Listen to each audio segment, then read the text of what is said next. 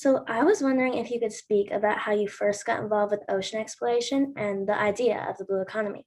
Fundamentally, the ocean is the life support system of this planet, um, and is absolutely critical to our survival.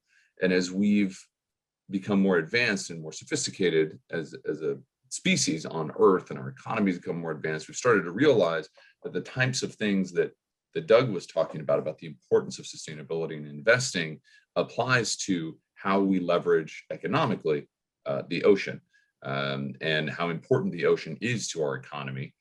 Think of all the things that are related to the ocean and how it contributes to our economy. That's seafood, fisheries, and that's a massive contributor, and that would be part of the blue economy. Tourism, any tourism in coastlines or anything that has to do with the ocean is part of the blue economy.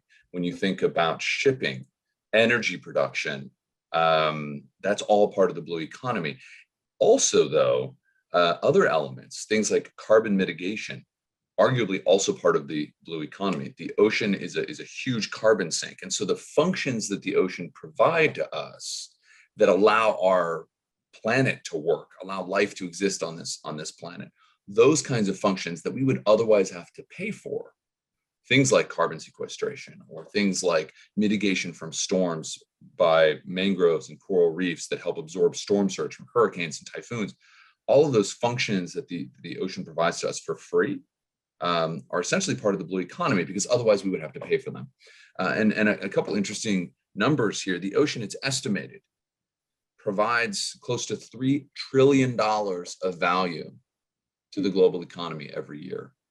On the flip side, as we're degrading the ocean, it's thought, because of the loss in function, the loss of fisheries, 90% of our world's fisheries are overfished, and unsustainable and collapsing. 90%, think about that.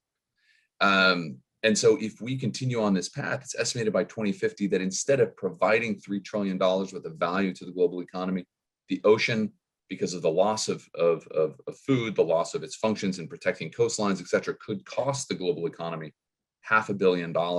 And by the end of the century, could be costing us $2 trillion. And so think about that. At the beginning of the century, the ocean was providing $3 trillion of value to the global economy.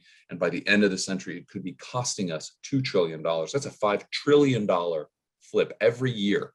Wow. If we don't change how we think about our ocean and how we restore these elements of the blue economy. The idea of sustainability is to meet the needs of the present without degrading the ability of future generations to meet their needs. And we failed at that, frankly. In my lifetime, I'm 41. We have lost half the world's biodiversity.